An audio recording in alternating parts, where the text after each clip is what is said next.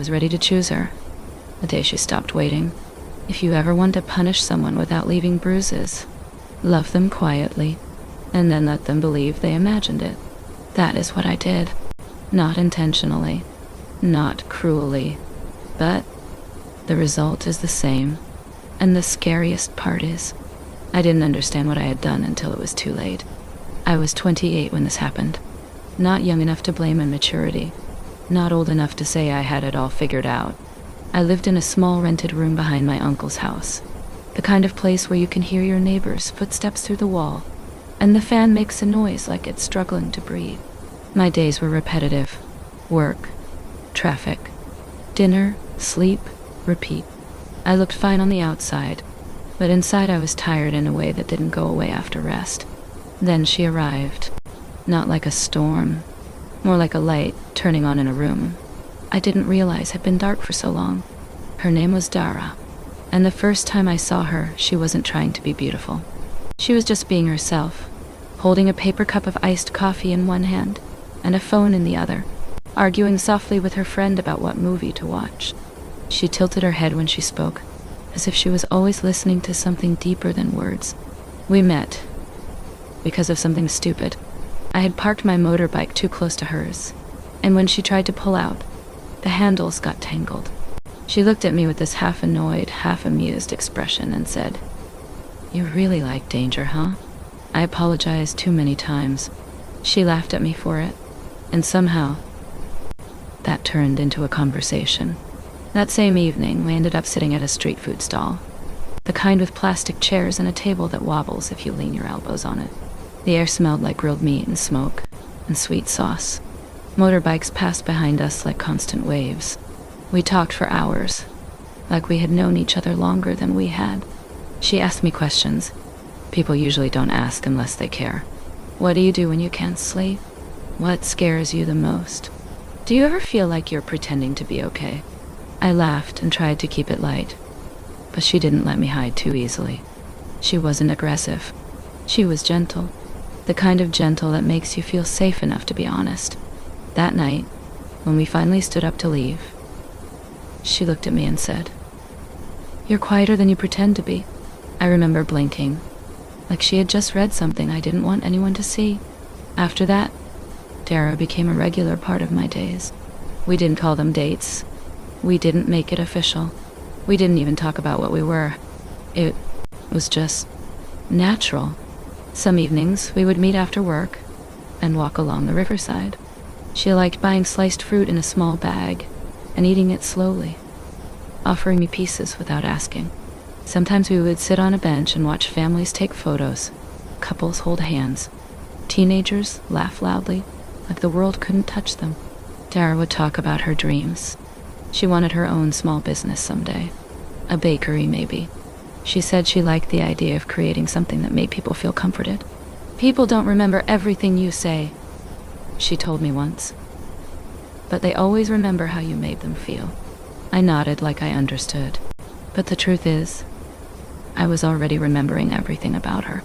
The way she tucked her hair behind her ear when she was nervous. The way she would send voice messages instead of typing when she missed me. The way she would look at me when I spoke, like my words mattered. And little by little, I started depending on her presence. Not in a possessive way, in a soft, quiet way. Like my day felt incomplete without hearing from her. But I was afraid. I had been in love before, and it ended badly. Not with cheating, not with drama, just with disappointment. The kind that slowly convinces you to stop hoping. The kind that teaches you to hold back even when you feel something real. So when Dara made my life feel warm again, a part of me panicked. Its warmth can disappear, and I didn't know if I could survive another cold season. So I did what I always do when I care too much. I became careful. I kept things half-spoken. When she would say something sweet, I would tease her instead of responding. When she would look at me for a long second, I would look away first. When my heart wanted to confess, my mouth chose silence. There was a night I still remember clearly. It was late, almost midnight. The city was quieter than usual, and the street lights made the road look soft and gold. We had gone to a night market, walking slowly through stalls that sold clothes, phone cases, snacks, cheap jewelry.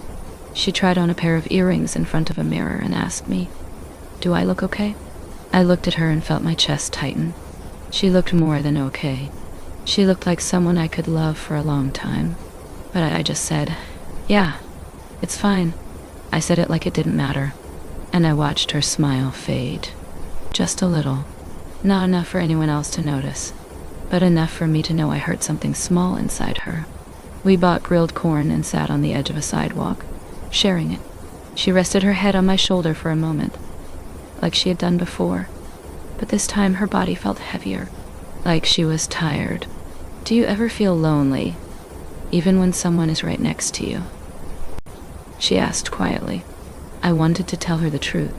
I wanted to say, "I'm lonely because I'm scared to be real with you." I wanted to say, "I love you." But I don't know how to say it without trembling. Instead, I shrugged like it was a casual question.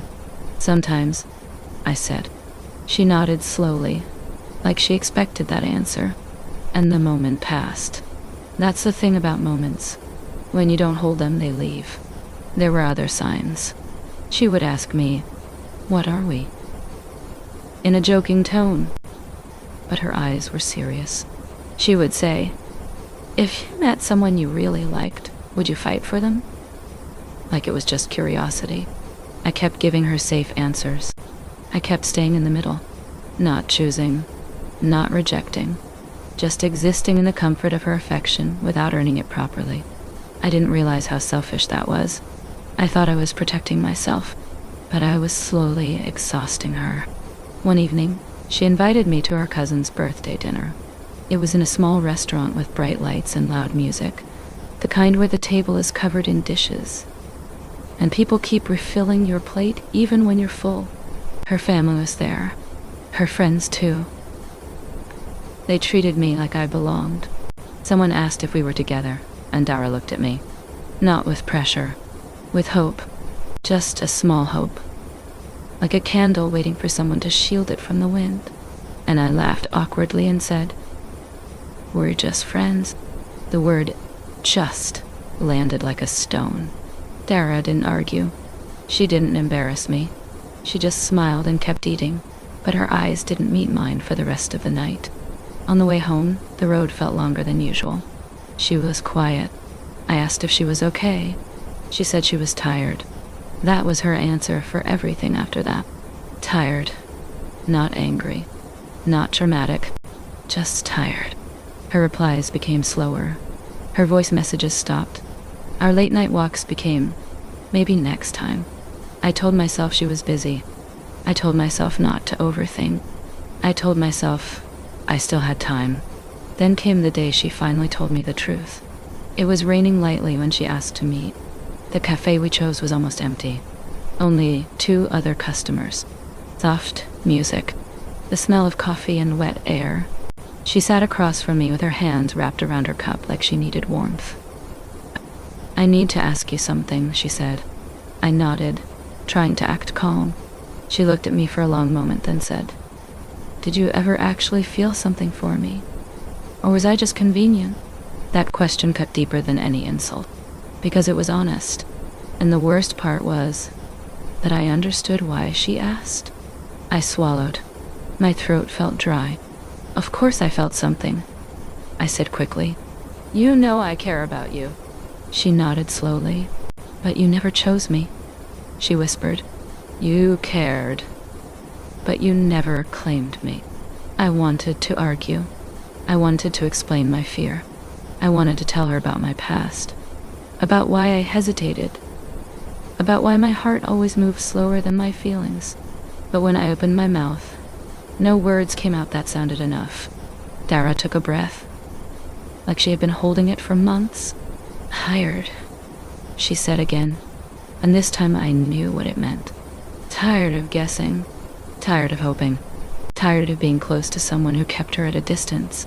"There's someone else," she said softly. "He asked me to be with him, and he didn't hesitate." My body went cold. I stared at her like I could change the reality by looking hard enough. She continued, I didn't accept yet. I told him I needed time. She looked at me then, and I saw it. One last chance. A final door slightly open. All I had to do was walk through it. All I had to do was say the truth. But fear is loud when you've lived with it too long. My pride made me silent. My trauma made me slow. My hesitation made me weak. So I said nothing, and Dara's eyes changed. Not angry, not hateful, just disappointed, like she finally accepted what she had been trying not to believe. She stood up, placed some money on the table, and said, "I really cared about you." Then she paused, and that's why this hurts. She walked out of the cafe, and the bell above the door made a small sound, like the end of something. I sat there alone, staring at her untouched cup, feeling like I had just watched my own future leave without me. That night, I didn't sleep. I kept thinking about every moment I could have chosen differently. Every time I could have been braver. Every time she looked at me like I mattered, and I pretended I didn't see it. 2 days later, she posted a photo.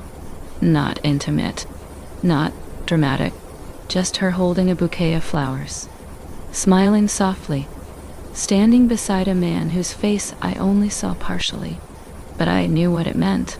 She was no longer waiting, and that was when I finally became ready. Isn't that cruel? How some people only realize what they had when it becomes a memory. I wanted to message her. I typed a lot of words. I love you. I'm sorry. I was scared. Please give me one more chance. But deleted them all. Because what right did I have to disrupt her peace now, when I didn't have the courage to protect her heart, when she was mine to protect? So I stayed quiet, and the silence that once felt safe became my punishment. Now, months have passed. I still see that cafe sometimes. Still pass the night market. Still hear songs she used to send me. And I think about how love is not only about feeling. Love is also about choosing. And I didn't choose her in time.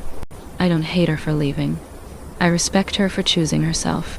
I hate myself for teaching her she had to. This is not a story about betrayal. No one cheated. No one lied. It's a story about hesitation. About a man who loved someone deeply, but not loudly enough. And the saddest part is, she probably still thinks I never cared. But I cared so much that I was afraid. And fear cost me everything. I am Lucy, and this is Unsaid Love.